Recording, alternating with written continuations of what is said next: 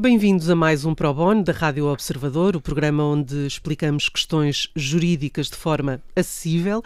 Hoje olhamos para a área fiscal, com o novo Orçamento do Estado para 2026 em cima da mesa. A proposta ainda vai descer à especialidade, certamente sofrerá alterações, mas já é possível identificar algumas mudanças que vão ter impacto direto na vida dos contribuintes e das empresas. Mariana Gouveia de Oliveira, advogada especialista em Direito Fiscal, obrigada por ter aceitado o nosso convite. Com a atualização dos escalões e do mínimo de existência, o que muda concretamente para os contribuintes? Ou seja, quem vai sentir mais impacto? Muito bem. Antes de mais, muito obrigada pelo convite. Eu acho que é importante aqui clarificar uma coisa que eu acho que é super importante neste orçamento e no que tem acontecido nos últimos poucos anos. Este orçamento está despido de fiscalidade.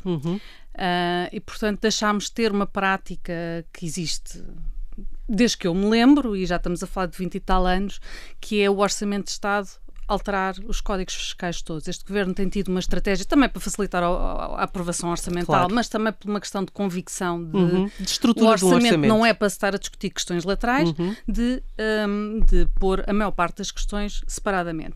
E estas alterações que vamos falar agora de IRS e outras que falaremos não estão especificamente no Orçamento de Estado, vêm de diplomas que já foram aprovados antes e que alguns até já prevêem atualizações automáticas, como por exemplo nas retenções na fonte. Mas indo agora à sua questão em concreto, quem é que vai sentir mais esta redução do IRS? Eu diria a classe média.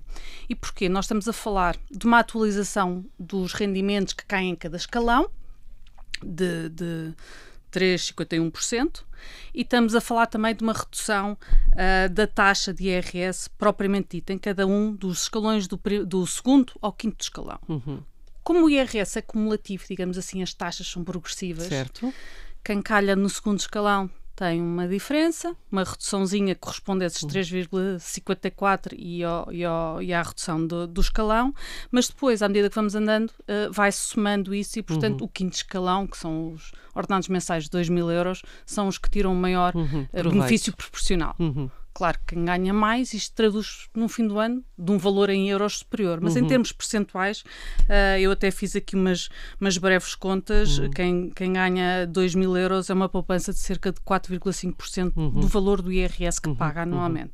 E estas alterações representam depois uma verdadeira descida de impostos ou é apenas um ajustamento, enfim, de uma forma à inflação e de outra ao aumento dos salários? Sim, eu acho que neste caso é mesmo uma descida de impostos, porque nós estamos a falar não só da atualização dos escalões, e não é uma atualização de escalões que se limita a cobrir a inflação, e vimos de um passado de muitos anos acumulados em que nem sequer a inflação era corrigida.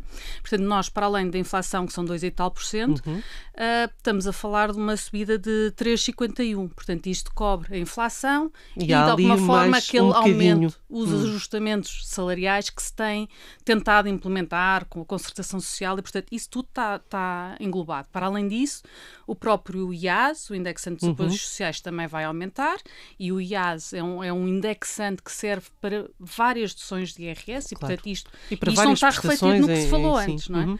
Só mesmo em termos de IRS, este IAS também vai depois ter um efeito da redução da carga fiscal. E também o aumento do mínimo de existência, portanto, o valor até ao qual as pessoas não pagam impostos, também vai aumentar, claro, para acompanhar o aumento da remuneração mínima garantida.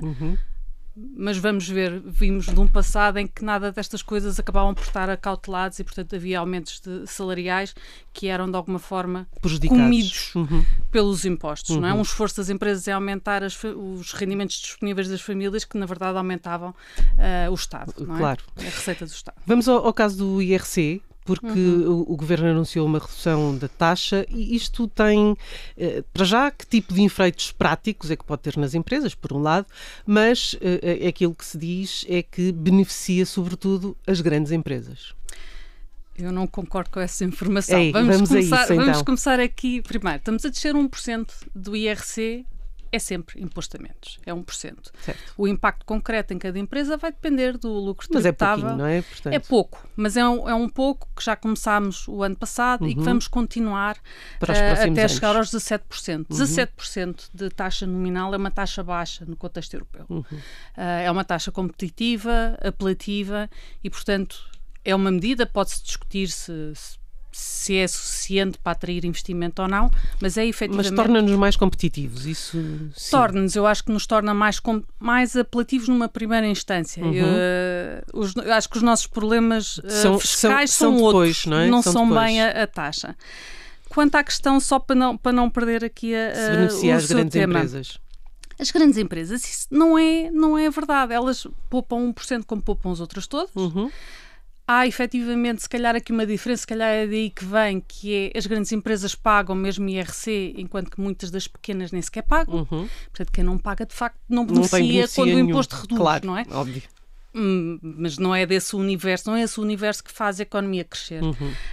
E depois também é importante ter presente que as grandes empresas têm a derrama estadual, que era uma das medidas provisórias permanentes, não é? Se tornou permanente. Estamos a falar de um aumento progressivo que pode ir até 9% de imposto em cima destes 19%. E aí as grandes empresas estão mais preocupadas com isso. Sim, o cumulado, estamos a falar já de uma taxa nominal muito grande e quando nós estamos a querer crescer como país, estamos a querer atrair grandes investimentos e o que as empresas, os grandes investidores querem ver é o que é que estamos a falar no todo, não é? Claro. Qual é que é o número simbólico que temos em geral, não é? Claro. Bom, isto entronca na próxima pergunta, que é se esta medida torna Portugal mais competitivo fiscalmente. Por um lado sim, por outro lado não.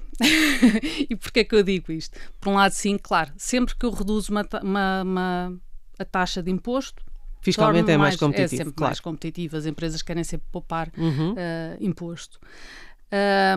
Não, porque eu não creio que seja verdadeiramente esse o problema do país. Ok. Teríamos que falar da justiça, não é? Teríamos de falar da justiça, teríamos de falar do funcionamento da administração tributária, portanto, teremos de falar, bem, de um aspecto que também eu acho que estamos melhor agora, que é mesmo a questão de se prever logo a descida da taxa do IRC num horizonte temporal de 3 anos. E isso dá alguma estabilidade às empresas. Isso dá alguma estabilidade. Há uma perspectiva, embora aquilo, enfim, vale o que vale. Vale o que vale, é? Em termos de redução também. Há uma também. perspectiva mais de estamos aqui também para apoiar as empresas e isso vai no longo prazo. No longo prazo. Um dos temas menos conhecidos é o chamado regime dos grupos de IVA. E que vantagem é que traz às empresas que aderem? Então, o regime, se calhar começar por explicar um bocadinho o que é o regime dos grupos de IVA, como está a ser implementado em Portugal.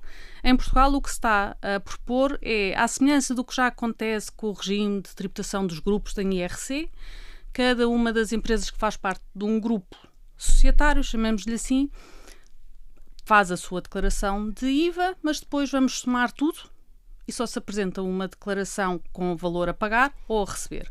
Qual é a vantagem disto? São os fluxos de tesouraria, basicamente. Claro. Se não faz sentido ter uma entidade dentro do mesmo grupo a pagar IVA, quando tem outra sociedade, se calhar a sociedade filha, com direito a receber um reembolso. Isto facilita a tesouraria das empresas e mesmo o facto de não se ter de estar sistematicamente a pedir reembolsos. Não é? Portanto, há este aspecto de facilitador.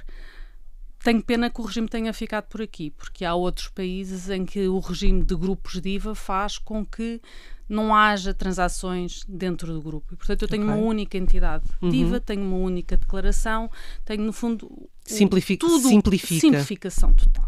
Não só não tenho transações de IVA dentro do grupo, como tenho uma declaração aqui. Eu vou ter mais uma declaração, mais uma obrigação de cumprimento. E, portanto, nessa medida estou a acrescentar um nível de burocracia que não era o ideal. E o nosso tempo está mesmo a chegar ao fim e, portanto, para o último, está uma pergunta, enfim, que requeria muito tempo que nós não temos, mas fala-se muito da reforma do Estado. É preciso uma reforma no funcionamento da autoridade tributária?